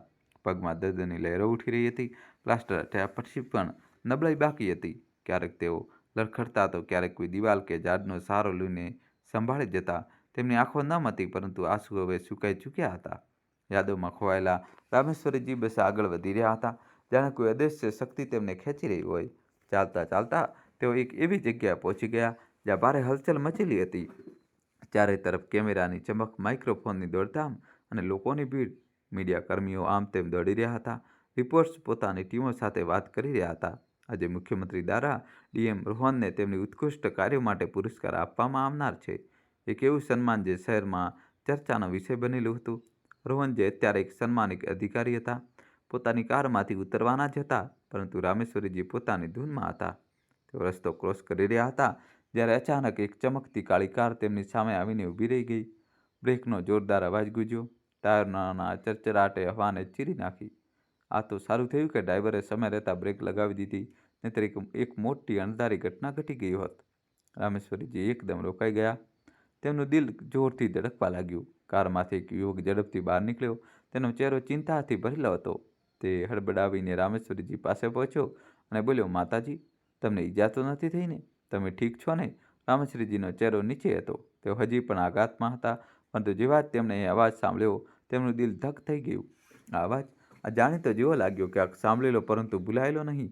ધીમે ધીમે તેમણે પોતાનું માથું ઉપર ઉઠાવ્યું અને તેમની આંખોએ યુવક પર ટકી ગઈ. એ યુવક ડીએમ રોહન તેમને જોઈને સતબત થઈ ગયો. તેનો ચહેરો પીળો પડી ગયો, આંખો પોળી થઈ ગઈ અને અનાયાસે તેના મોઢામાંથી નીકળ્યું, "માં, તમે અહીં?" તેના અવાજમાં આશ્ચર્ય, દર્દ અને એક ઊંડી ભાવુકતા હતી. રોહનની આંખોમાં આંસુ છલકાઈ આવ્યા અને તે રામેશ્વરીજીની નજીક આવી ગયો. તે જ સમયે પાસે ઊભેલા મીડિયા કર્મીઓ આ બધું જોઈ રહ્યા હતા. એક રિપોર્ટર જે રોહનજીની વાત સાંભળી રહ્યો હતો, ચોંકી ગયો. તેણે તરત જ પોતાનું માઇક્રોફોન ઉઠાવ્યું અને કેમેરા તરફ ફરીને બોલ્યો, "જુઓ દર્શકો, આટલા મોટા પદ પર હોવા છતાં ડીએમ સાહેબની માં રસ્તા પર ભીખ માંગી રહી છે અને મુખ્યમંત્રીજી આમને સન્માનિત કરવા જઈ રહ્યા છે. કેવો જમાનો આવી ગયો છે!" તેની વાત સાંભળીને આખી મીડિયા ટીમ ઉત્તેજિત થઈ ગઈ.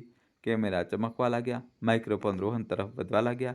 બધા રિપોર્ટર્સ એક સાથે ઘેરીને ઊભા રહી ગયા અને સવાલોનો મારો ચલાવી દીધો. "ડીએમ સાહેબ, સચ્ચાઈ શું છે?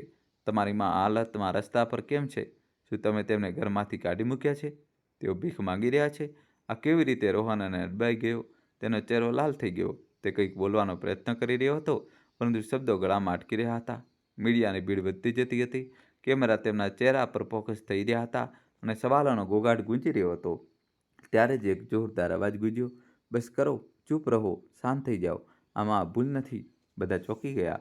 આ અવાજ બીજું કોઈ નહીં પણ રામેશ્વરીજીનો હતો. તેમના અવાજમાં એક દ્રઢતા હતી, પરંતુ સાથે જ એક ઊંડું દર્દ. મીડિયા કર્મીઓ એકદમ દંગ રહી ગયા. એક ઘરડી નબળી સ્ત્રી જે પોતે રસ્તા પર હતી, પોતાના દીકરાનો બચાવ કરી રહી હતી. એક રિપોર્ટરે આગળ વધીને કહ્યું, "માં તો મહાન હોય છે. તે ક્યારેય પોતાના દીકરાની ભૂલ નથી દેખાવા દેતી, ભલે દીકરો તેમના પર ગમે એટલા જુલમ કેમ ન કરે." તેની વાતમાં કરુણા હતી, પરંતુ સાથે જ સનસનાટીભર્યો અંદાજ. બીજા રિપોર્ટરે માઇક્રોફોન રામેશ્વરીજી તરફ લંબાવ્યો, "માજી, તમે ચૂપ કેમ છો? અમે બધા તમારી સાથે છીએ. બતાવો સચ્ચાઈ. અમે તમને ન્યાય અપાવીશું. ડીએમ સાહેબે તમને ઘરમાંથી કાઢ્યા છે." કેમેરો હવે રામેશ્વરીજી પર ફોકસ હતા અને ભીડમાં સન્નાટો છવાઈ ગયો. રામેશ્વરીજીની આંખો નમ થઈ ગઈ. તેઓ બોલ્યા, "નહીં બેટા, આ તો શ્રવણ કુમાર છે. હું જ માના નામે કલંક છું." તેમનો અવાજ કાપી રહ્યો હતો, પરંતુ શબ્દોમાં એક ઊંડો પસ્તાવો હતો. તેઓ મીડિયા કર્મીઓ સામે હાથ જોડીને માફી માંગવા લાગ્યા, "મને માફ કરી દો, મારા દીકરાની કોઈ ભૂલ નથી." ત્યારે જ રોહને આગળ વધીને રામેશ્વરીજીનો હાથ પકડી લીધો. દોસ્તો, કહાની છેલ્લા સુધી જોજો અને ચેનલ સબસ્ક્રાઈબ કરી દો. તેના આંસુ હવે વહેવા લાગ્યા હતા. તે બોલ્યો, "માં, તમે આ અવસ્થામાં એકવાર તો મને બોલાવી લીધો હોત, હું દોડતો ચાલ્યો આવત." તેના અવાજમાં દર્દની લહેર હતી અને આંખોમાં વર્ષોનો દબાયેલો ગુસ્સો અને પ્રેમ મિશ્રિત હતો. રામેશ્વરીજીએ રોહનનો ચહેરો જોયો, એ જ માસૂમ આંખો, એ જ ચહેરો જે વર્ષો પહેલાં તેમને ઠુકરાવી દીધો હતો. ભૂતકાળની યાદો તેમના મનમાં તોફાનની જેમ ઉઠવા લાગી. તેઓ વિચારી રહ્યા હતા કે કેવી રીતે તેમણે રોહનને ક્યારેય પોતાનો ન માન્યો, કેવી રીતે તેના ત્યાગને નજરઅંદાજ કર્યો અને કેવી રીતે સ્વાર્થમાં તેને ઘર વગરનો બેઘર કરી દીધો. રામેશ્વરીજીએ ઊંડો શ્વાસ લીધો અને મીડિયા કર્મીઓ તથા ત્યાં ઊભેલા લોકો તરફ ફરીને બોલી, "બેટા, સાંભળો બધા. આજે હું મારી આખરી સચ્ચાઈ અનહદ જણાવું છું. કદાચ આનાથી મને મુક્તિ મળે." તેમના અવાજમાં એક ઊંડો પસ્તાવો હતો. તેઓ જણાવવા લાગ્યા, "સમયની ધારા ક્યારેય રોકાતી નથી, પરંતુ તે જૂની યાદોને લાવીને દિલને ચીરી નાખે છે." રામેશ્વરીજીની જિંદગી, જે ગડપણમાં વહુઓની ક્રૂરતા તથા બાળકોની ઉપેક્ષાથી ભરેલી હતી, તેના મૂળ ખૂબ ઊંડા હતા. એક એવા મૂળ જે તેમના પોતાના કર્મોથી ઉપજ્યા હતા. તેમની વાર્તા માત્ર એક ઘરડી માની ત્રાસદી નહોતી, બલ્કે એક એવી સ્ત્રીની હતી જેને ક્યારેય પોતાના સાવકા દીકરા રોહનને અપનાવવાનો પ્રયત્ન નહોતો કર્યો અને જેના સ્વાર્થે એક માસૂમ બાળકની જિંદગીને હંમેશા માટે બદલી નાખી હતી. આવો આ વાર્તાને તેની શરૂઆતથી સમજીએ, જ્યાં દર્દ અને વિશ્વાસઘાતના પડદો ધીમે ધીમે ખુલે છે. રામ મનોહરજી એક સાધારણ ખેડૂત હતા, જેમની જિંદગીમાં ખુશીઓ અને દુઃખ બંને જ આવતા જતા રહ્યા. તેમની પહેલી પત્ની માયા દેવીજી, તેમની એક દીકરો થયો, રોહન, પરંતુ કિસ્મતનો માર એવો પડ્યો કે લગ્નના માત્ર 4 વર્ષ પછી માયા દેવીજીનું સ્વર્ગવાસ થઈ ગયું. તે સમયે રોહન ફક્ત 3 વર્ષનો હતો, એક નાનકડું બાળક જે પોતાની અસલી માની યાદમાં તડપતું હતું. રામ મનોહરજી તૂટી ગયા. ઘરમાં એક નાનું બાળક, ખેતીવાડીનો બોજ અને દિલની એકલતા, બધું જ તેમને ઘેરી રહ્યું હતું. ગામના વડીલો અને સંબંધીઓએ તેમને સમજાવ્યા, "રામ મનોહરજીને એક માની જરૂર છે, બીજી વાર લગ્ન કરી લો." રામ મનોહરજીએ તેમની વાત માની અને રામેશ્વરીજી સાથે લગ્ન કરી લીધા. તેઓ રામેશ્વરીજીના ઘરે લાવ્યા હતા, રોહનની માં બનાવીને, જેથી બાળકને માનો પ્રેમ મળે અને ઘર ફરીથી ખુશીઓથી ગુંજી ઉઠે. પરંતુ કિસ્મતે અહીં પણ રમત રમી. રામેશ્વરીજી ઘરે આવ્યા, પરંતુ તેમનું દિલ રોહન માટે ક્યારેય ન પીગળ્યું. તેમણે ક્યારેય એ નાના બાળકને પોતાના ખોળામાં ન લીધો, ક્યારેય તેની માસૂમ આંખોમાં માનો પ્રેમ ન ઝલકાવ્યો.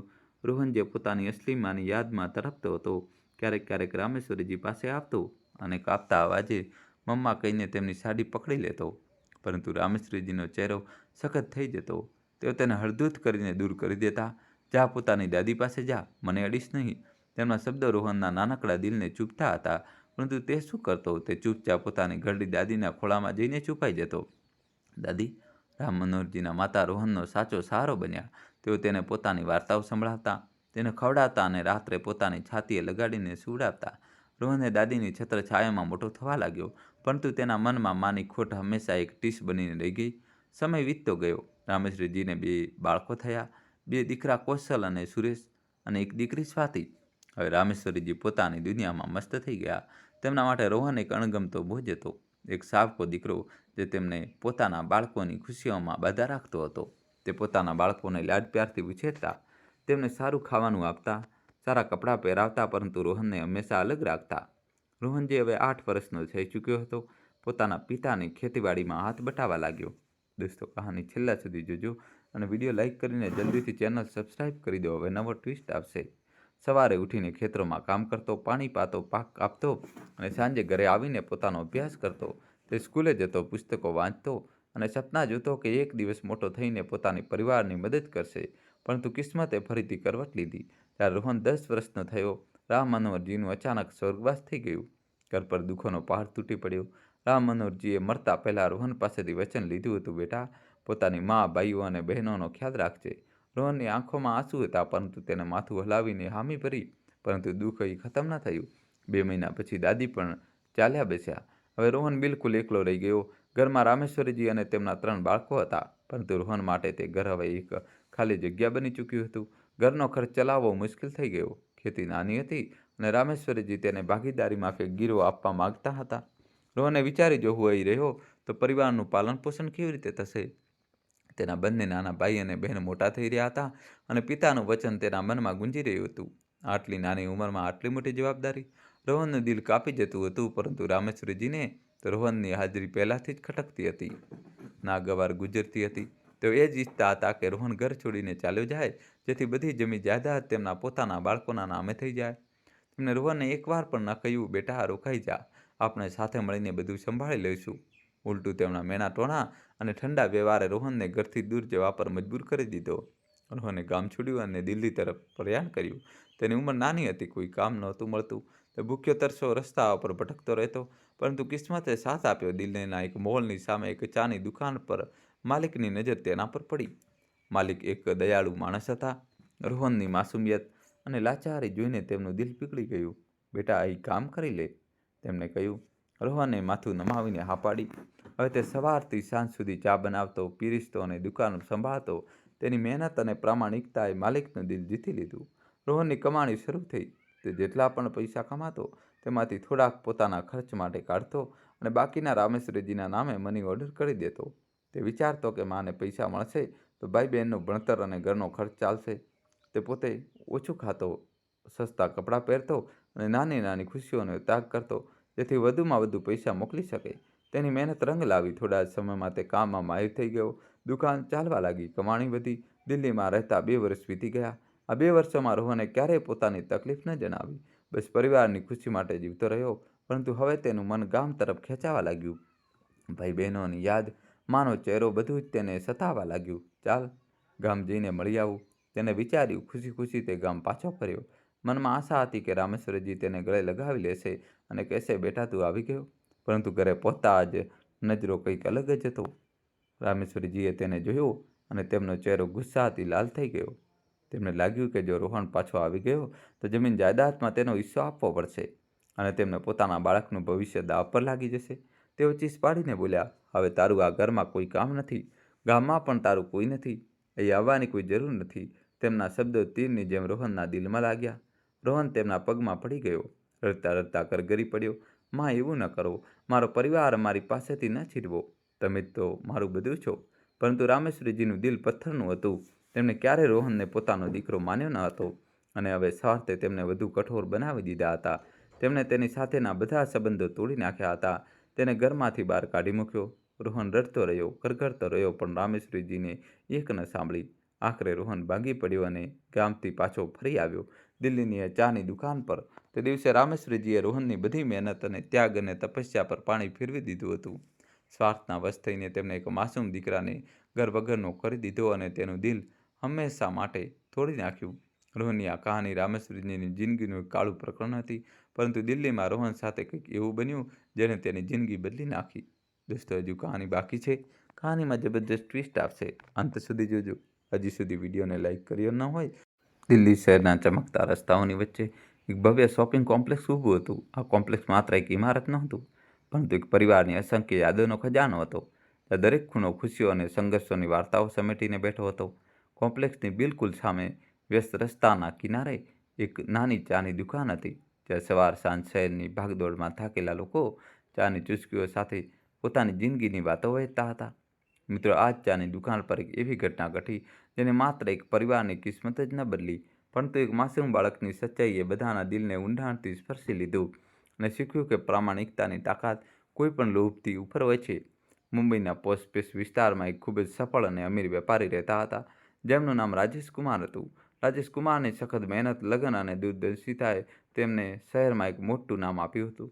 તેમની પાસે ઘણા વ્યવસાયો હતા: hotel chain, real estate projects અને સૌથી ખાસ એ શોપિંગ કોમ્પ્લેક્સ, જેનો પાયો તેમણે પોતાના પરસેવાની કમાણીથી નાખ્યો હતો.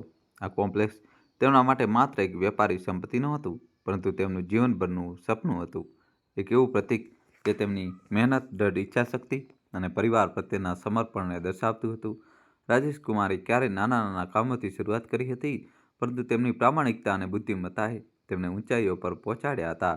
તેમને 3 બાળકો હતા: 2 દીકરા અજય અને વિજય તથા 1 દીકરી પ્રિયા. બાળપણમાં આ ત્રણેય ભાઈ બહેન એકબીજા સાથે અખંડ બંધનમાં બંધાયેલા હતા. તેઓ સાથે રમતા, હસતા, ખિલખિલાટ કરતા અને એકબીજાની નાની નાની ખુશીઓનો ખ્યાલ રાખતા. રાજેશ કુમારે હંમેશા પોતાના બાળકોને શીખ્યું હતું કે પરિવારની એકતા જ સૌથી મોટી તાકાત છે અને તેમને જીવનભર સાથે રહીને એકબીજાનો સાથ આપવો જોઈએ. તેઓ કહેતા, બાળકો, દુનિયાની દરેક મુશ્કેલી સામે લડવાનું હથિયાર તમારો પરસ્પર પ્રેમ છે. પરંતુ જેમ જેમ સમય વીત્યો, બાળકો મોટા થયા અને તેમની જિંદગીઓ નવા રંગોથી ભરાઈ ગઈ. અજય અને વિજયના લગ્ન થઈ ગયા અને તેઓ પોતપોતાની પારિવારિક જવાબદારીઓમાં વ્યસ્ત થઈ ગયા.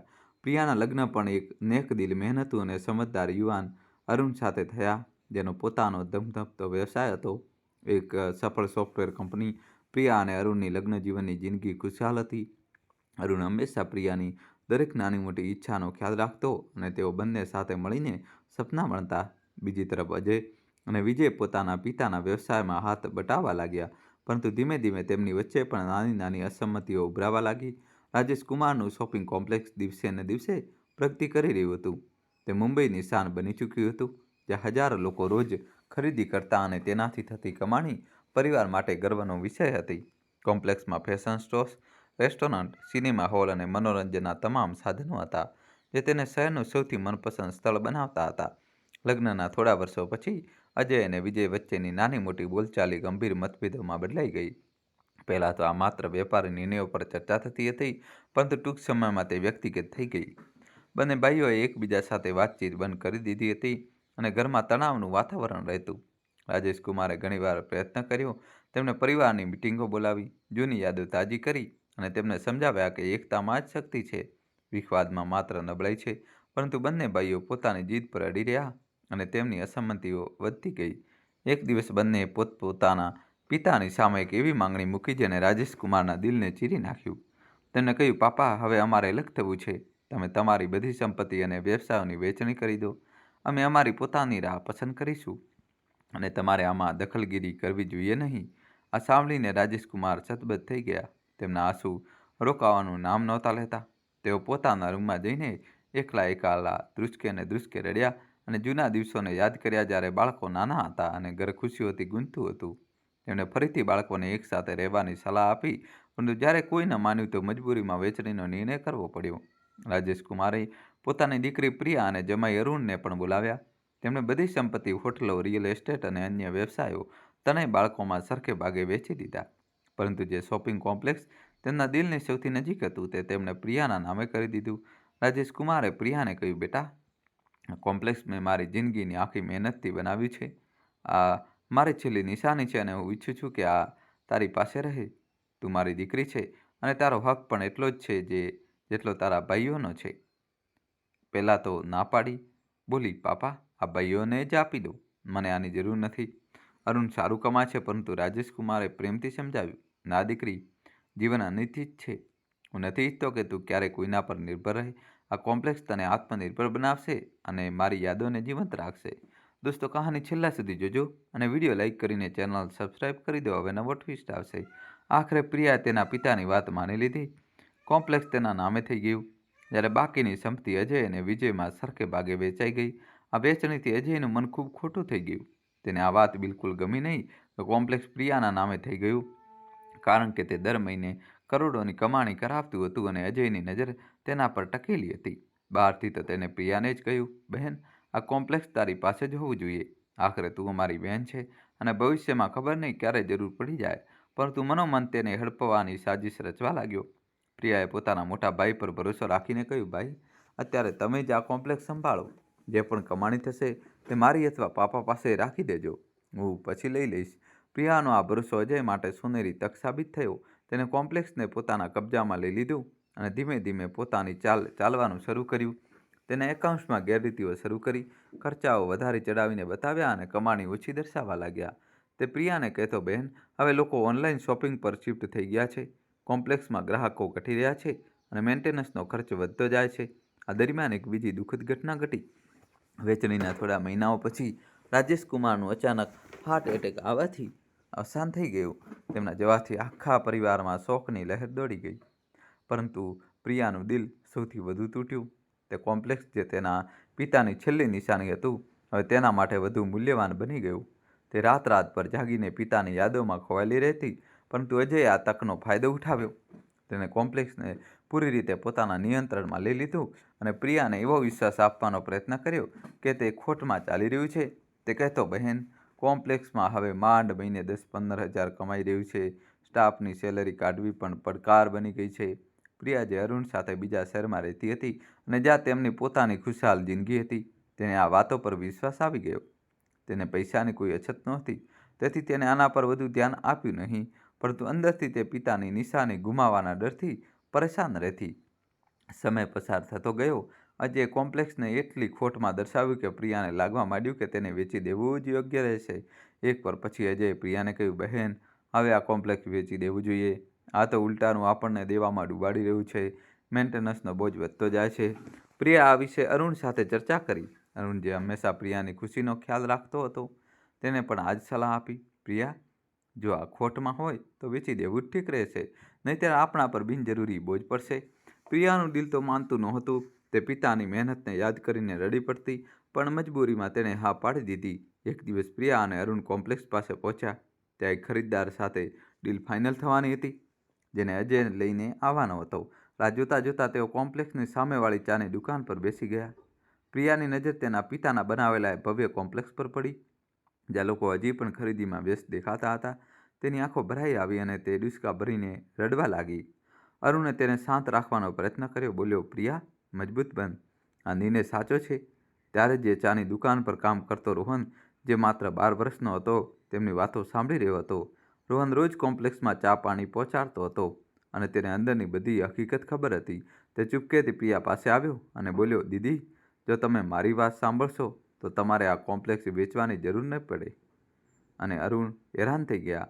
અરુણે સહેજ ખીજાઈને કહ્યું, બેટા, આ મોટા લોકોની વાતો છે, તું જા, તારી ચા બનાવ. પરંતુ પ્રિયાએ તેને રોક્યો. તેનું દિલ કહી રહ્યું હતું કે આ બાળકમાં કંઈક ખાસ છે.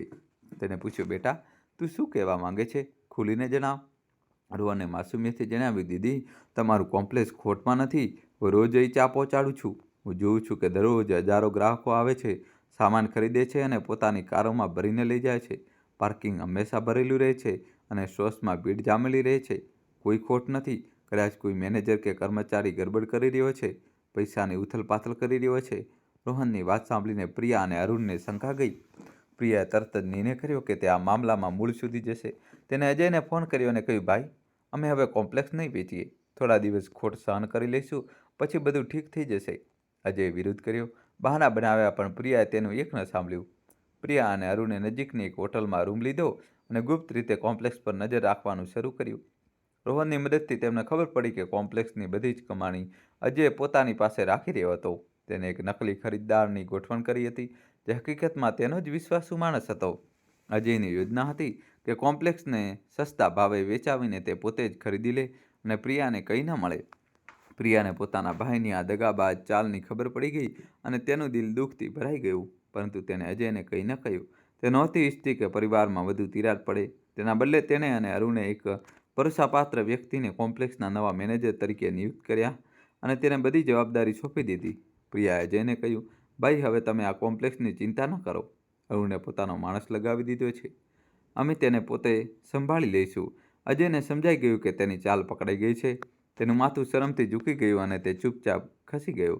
પ્રિયા અને અરુણે રોહનનો આભાર માનવાનો નિર્ણય કર્યો. તેઓ ચાની દુકાન પર ગયા, પણ રોહન ત્યાં નહોતો.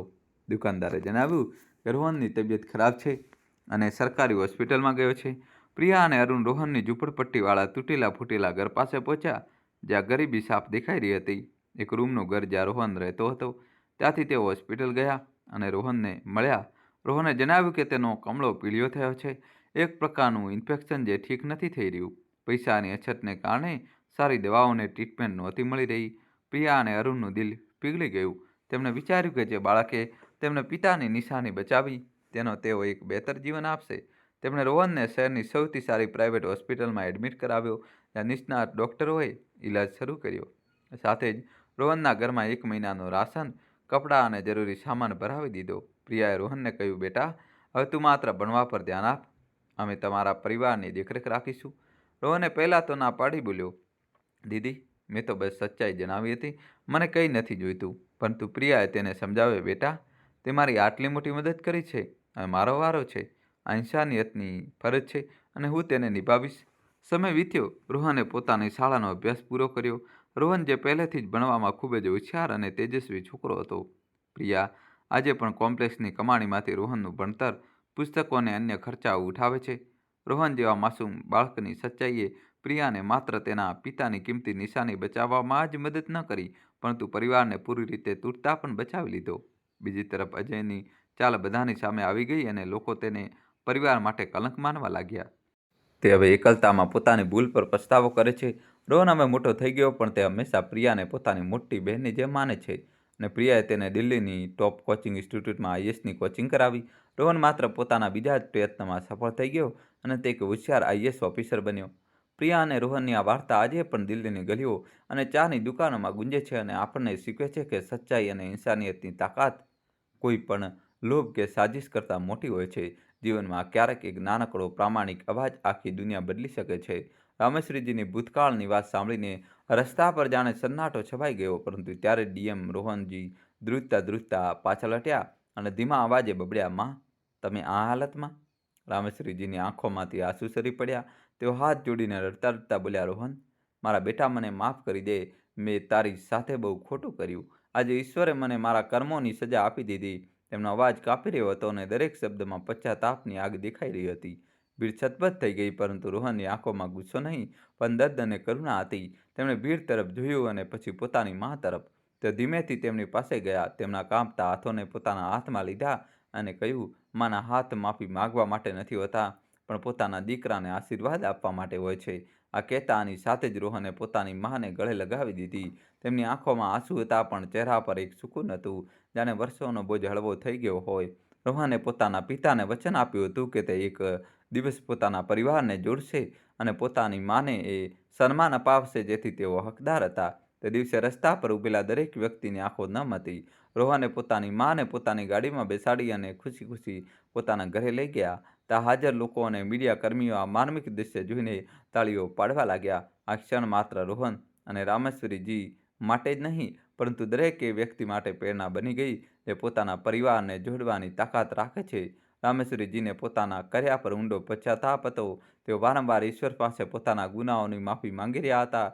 તેમણે ક્યારેય વિચાર્યું નહોતું કે જે દીકરાને તેમણે ઘરમાંથી કાઢી મૂક્યા હતા, એ જ દીકરો એક દિવસ તેમને જિંદગીનો સહારો બનશે. રોહને ન માત્ર પોતાની માને પોતાના ઘરમાં જગ્યા આપી, પરંતુ પોતાના બંને ભાઈઓ કૌશલ અને સુરેશ તથા તેમની પત્નીઓ રજની અને કામિનીને કાયદા દ્વારા સજા અપાવી. બંને પુત્ર વધુઓએ રામેશ્વરીજી સાથે દુર્વ્યવહાર કર્યો હતો અને તેમને ઘરમાંથી કાઢી મૂક્યા હતા. રોહને પોતાના અધિકારનો ઉપયોગ કરીને તેમની કરતૂતોને અદાલતની સામે લાવી અને તેમને તેમની કર્મોની સજા મળી. આ ઘટના શહેરમાં ચર્ચાનો વિષય બની ગઈ. બીજા દિવસે અખબારોની હેડલાઇન્સમાં રોહન અને રામેશ્વરીજીની વાર્તા હતી. ઈએમ સાહેબે માને ગળે લગાવીને જીત્યું બધાનું દિલ. એક દીકરાએ નિભાવ્યું પિતાનું વચન.